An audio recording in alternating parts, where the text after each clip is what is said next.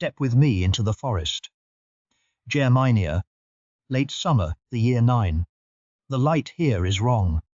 You have marched under the open skies of Gaul and the hard blue of Italy, and you know what daylight is supposed to feel like. This is not that. The canopy is so thick that the sun arrives in pieces, thin grey blades of it, falling through the leaves, onto the mud, onto the shields, onto the backs of the men in front of you. It has rained for 2 days. Not a storm, but a low, patient rain that has gotten into everything. Your wool, your leather, the wooden grip of the shield strapped to your aching arm. You are a legionary of Rome. You have marched across the edge of the known world, and you are good at this, because Rome does not keep men who are not. But you are not marching the way you were trained to march. The road has narrowed to a thread. On your left the ground falls into black bog. On your right a wooded hillside rises, dense and silent. And the column has stretched. A legion on the march is supposed to be a fist. Right now it is a piece of string. Kilometers of men, mules, wagons, women and children, strung single file through a corridor that someone chose for you. You think you know who. The governor, Varus, somewhere ahead. And the German, the friendly one, the one with the Roman name and the Roman rank, who rode with you and ate with you and told the governor where the road went. Arminius. He rode ahead this morning. To gather allies, he said. He has not come back. And now on the silent hillside to your right, something moves. Not an animal. Animals do not move in straight lines.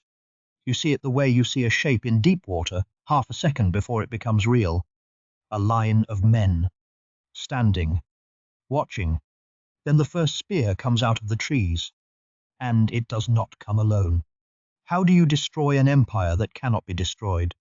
By the year 9, Rome was not a country. It was the order of the world. Its legions were the most sophisticated instrument of violence the planet had produced, disciplined, engineered, relentless. On open ground, in a fair fight, nothing on earth could stand against them. And here there were 3. So how do 3 legions, as many as 20,000 of the best soldiers alive, march into a forest and simply cease to exist? How does Rome lose an entire field army so completely that it strikes those legions' numbers from its records forever, the way you tear a page from a book so you never have to read it again? The answer is not a battle. A battle is 2 armies that agree, however briefly, to fight. The answer is a trap, built over years with patience by a man Rome trusted completely, a man Rome had raised. He wore Roman armor. He held Roman citizenship. And he understood, better than any enemy Rome had ever faced, exactly how a legion thinks, exactly how it moves, and exactly where, in all that armoured perfection, the soft place was. This is the story of how the worst defeat in imperial Roman history was engineered from the inside, and of the limits of power when it forgets to ask whether it is loved or only obeyed. If you find the real story of how empires die as compelling as I do, the misplaced trust, the single afternoon that undoes a century, subscribe and walk with us. We tell these stories in full with the weight they deserve. To understand the forest, you first have to understand why Rome was in it. By the late 1st century BC, Rome had finished its long conquest of Gaul. Julius Caesar had spent a decade subduing the tribes between the Alps and the Atlantic, and by the time his heir Augustus had turned the Republic into an empire in all but name, Gaul was Roman.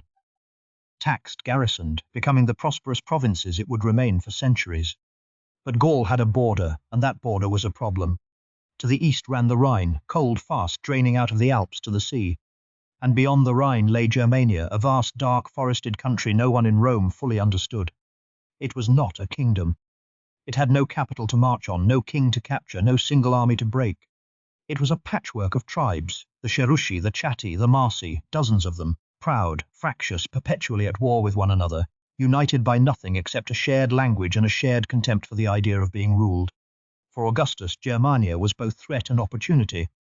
A threat because an unconquered frontier is an itch an empire cannot stop scratching. An opportunity because Augustus was building a legacy. He had ended a century of civil war and given Rome a peace it had not known in living memory. Now he wanted to leave the map larger than he found it, to push the frontier from the Rhine to the Elbe, and swallow Germania whole as Caesar had swallowed Gaul. So the legions crossed the river. For roughly 2 decades, Roman armies campaigned east of the Rhine. They built roads. They built forts. They won battles. and by the early years of the 1st century it seemed to be working. The nearest tribes were submitting. Roman traders moved along the rivers. Roman law was being introduced. Here is the crucial thing. By the year 9, Rome did not think it was at war in Germania. Rome thought it had already won. And when an empire believes it has won, when it stops seeing a place as a battlefield and starts seeing it as a tax district, it sends a different kind of man to run it. Not a general. An administrator. His name was Publius Quinctilius Varus. He was not a fool, whatever later Romans would say of him. He was an experienced senator, connected by marriage to the family of Augustus himself. He had governed Syria, a rich, complicated, long-pacified eastern province, and he had governed it competently. He knew how to run a place that had already been conquered. He knew how to collect taxes, settle disputes, impose Roman order on people who had learned not to resist it. That was exactly the problem. Varus came to Germania and treated it like Syria. He began levying taxes. He began holding Roman courts, sitting in judgment over Germanic disputes by Roman law, in the Roman language, on the assumption that these people were now subjects who had accepted their place. To Varus, this was simply administration. The fighting was over, now came the paperwork. To the tribes, it was something else entirely. It was the moment the abstraction became real. As long as Rome was just forts and soldiers, Germania could tell itself it was merely occupied. But taxes and courts are not occupation. They are ownership. Varus was not treating them as a defeated enemy to be watched. He was treating them as a possession to be managed. And there was a man at Varus's side every day watching him do it. Arminius was a prince of the Cherusci, the son of a Germanic chieftain, but he had not grown up among his own people.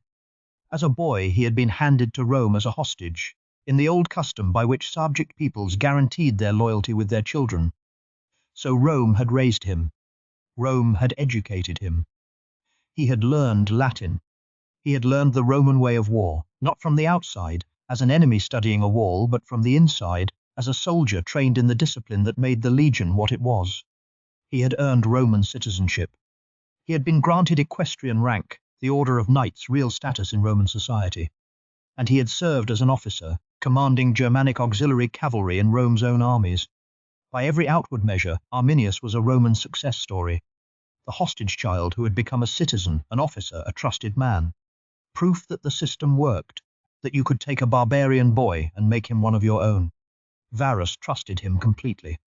Arminius rode with him, advised him, dined with him.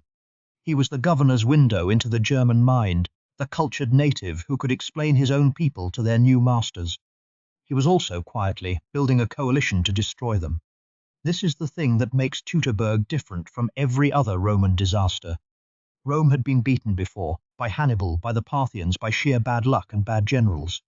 But those were enemies. Arminius was not an enemy Rome had failed to conquer. He was a weapon Rome had built, aimed and handed back to itself, never imagining it could turn in their hands. He had spent his life learning the answer to a single question. Not how do you fight a legion? Everyone asked that, and everyone lost. The question Arminius had learned to answer was, how do you make sure a legion never gets to fight at all? The plan required two things: patience and a lie that Varus wanted to believe. Through the campaigning season of the year 9, Arminius worked in the open and in the dark at once. In the open, he was the loyal officer at the governor's side. In the dark, he moved among the chieftains of the Cherusci and their neighbours, knitting together the one thing Germania almost never produced, an alliance. Tribes that had spent generations at each other's throats agreed, briefly, to point their spears the same direction. It was a fragile thing, and it depended entirely on secrecy. If Varus learned the truth before the moment came, the coalition would shatter and Arminius would die. And Varus nearly did learn the truth. There was another Cheruscan noble named Segestes, a rival of Arminius, and by a bitter irony, his father-in-law for Arminius had taken Segestes' daughter against her father's will. Segestes hated him, and Segestes went to Varus and warned him plainly, Arminius is plotting against you. Arrest him. Arrest the conspirators at your own table. Varus did not believe him. Of course, he didn't.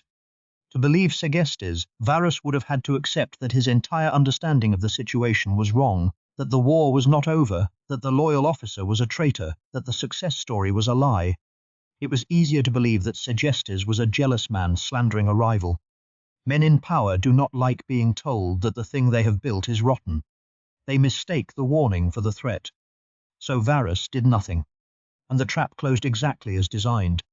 As the season ended and the legions prepared to march back to their winter quarters on the Rhine, Arminius brought Varus the lie that would kill him.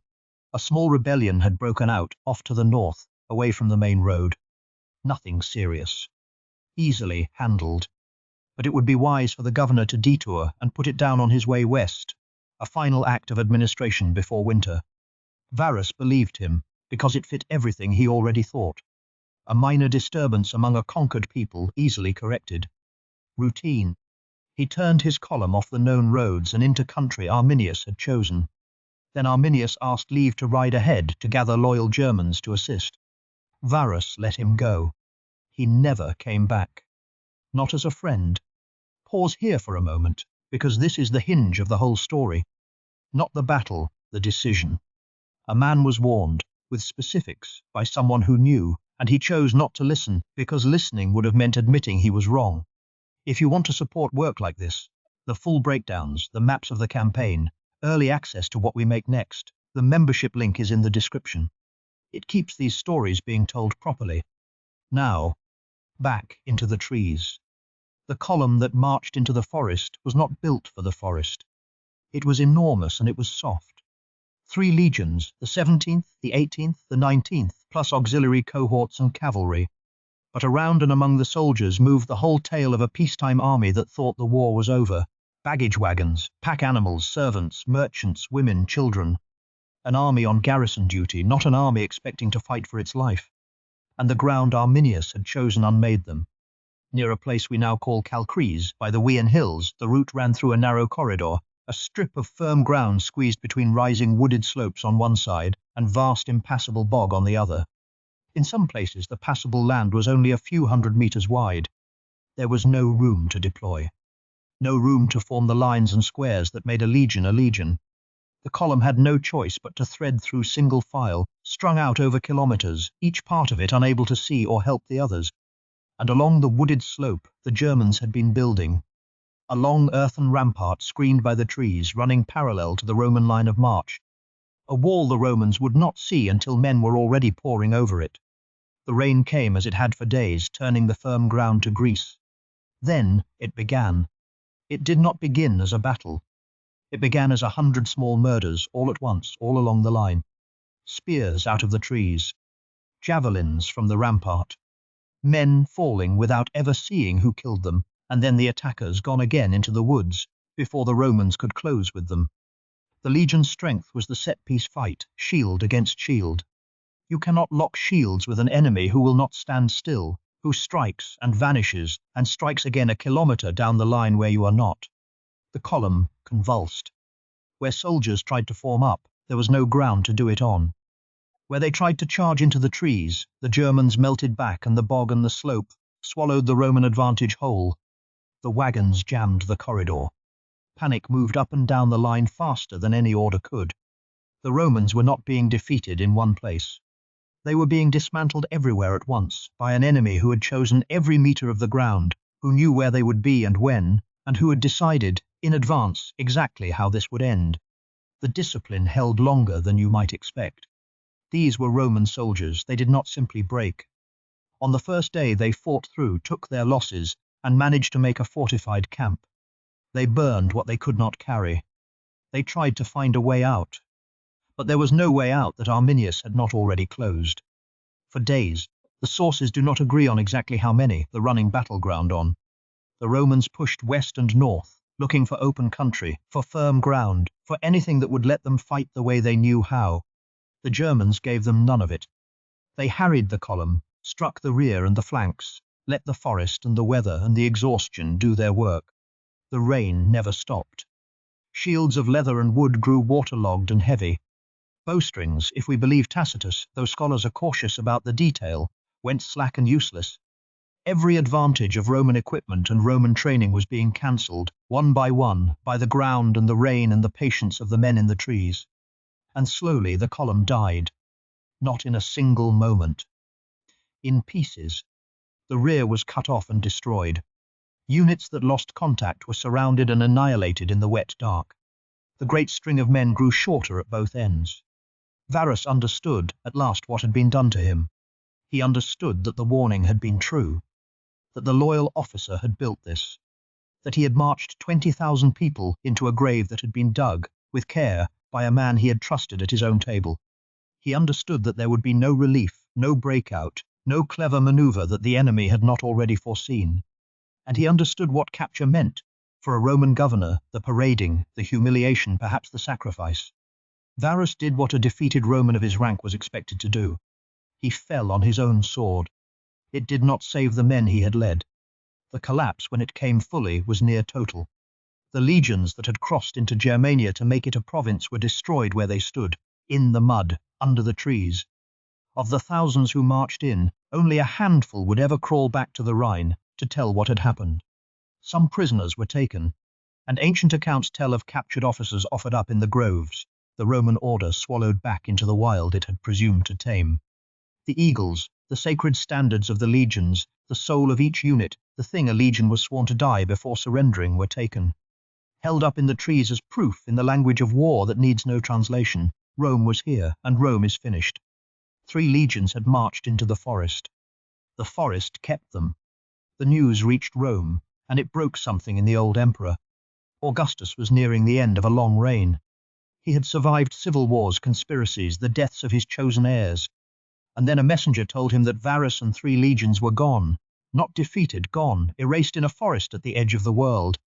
The story comes to us from Suetonius, second-hand, and we should hold it as the kind of thing that may have grown in the telling. But it has survived for 2,000 years because it feels true. They say Augustus let his beard and hair grow for months in mourning. They say he would beat his head against the doorposts, crying out, "Quinctilius Varus, give me back my legions." Whether or not he said the words, the policy that followed was unmistakable. The numbers of the lost legions, the 17th, the 18th, the 19th, were never used again. In an army that recycled everything, that reconstituted shattered units and carried their numbers forward, these 3 were left to stand empty. A permanent wound written into the order of battle. Rome was telling itself something it did not say out loud. These will not be replaced, because what happened here will not be repeated. Rome did go back. A few years later, under the Emperor Tiberius, the brilliant young General Germanicus led punishing campaigns across the Rhine. He defeated Germanic armies. He recovered 2 of the 3 lost eagles. He marched to the site of the disaster and found it. The bones of the dead still lying unburied among the trees, skulls nailed to trunks, the altars where prisoners had been killed. His soldiers buried what they could of their predecessors, not knowing whether they were laying to rest a stranger or a brother. It was vengeance. It was even in its way victory. But it changed nothing, because Rome had already made the decision that mattered. The dream of a Germania reaching to the Elbe, the dream Augustus had crossed the river to build, was quietly abandoned. The frontier was pulled back to the Rhine, and there for the most part it stayed. For the next 400 years, the cold fast river that Varus had marched away from became the edge of the Roman world. The line the legions did not cross again. Historians still argue about how decisive the forest really was, whether Teutoburg truly stopped Rome, or whether it merely confirmed a retreat Augustus was already drifting toward, away from a conquest that cost more than it was worth. Both can be true. The battle did not invent Rome's doubt. It made it permanent. What is not in dispute is the line on the map. 2 great zones of Europe, a Romanized Latin south and west and a Germanic north and east, took shape along a border that the Teutoburg Forest helped to fix.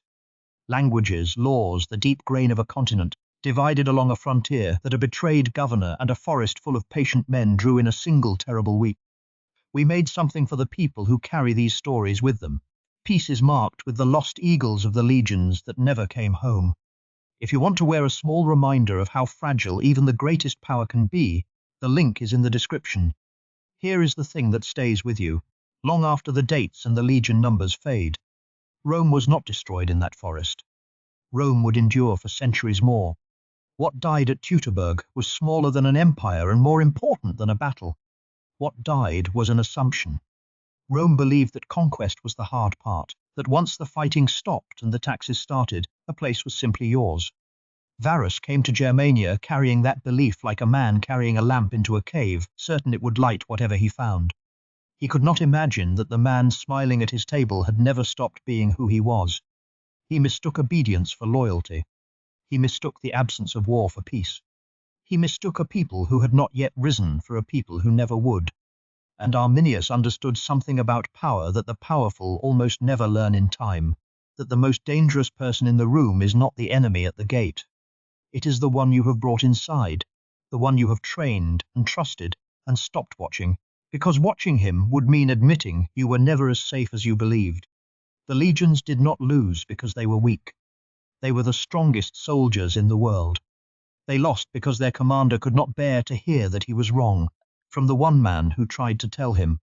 Segestes spoke the truth. Varus chose the comfortable lie, and 20,000 people walked into the trees behind that choice. That is the real shape of the disaster, not the spears or the rain or the bog. A man with power warned in plain words, deciding that the warning was an insult rather than a gift. It is a very old way to fall. It is perhaps the oldest, and it has not stopped working since. The forest is quiet now. The bones are long buried, the eagles long gone. But the lesson lies there still, under a metre of soil at Calcrease, waiting in the ground for anyone certain enough that they have already won. Rome would spend the next generation trying to avenge what it lost in Germania, and the man who led that vengeance, Germanicus, has a story darker and stranger than the disaster he was sent to answer. A beloved hero, a suspicious emperor, and a death that Rome itself may have ordered. That story is next. Click it, and walk with us further.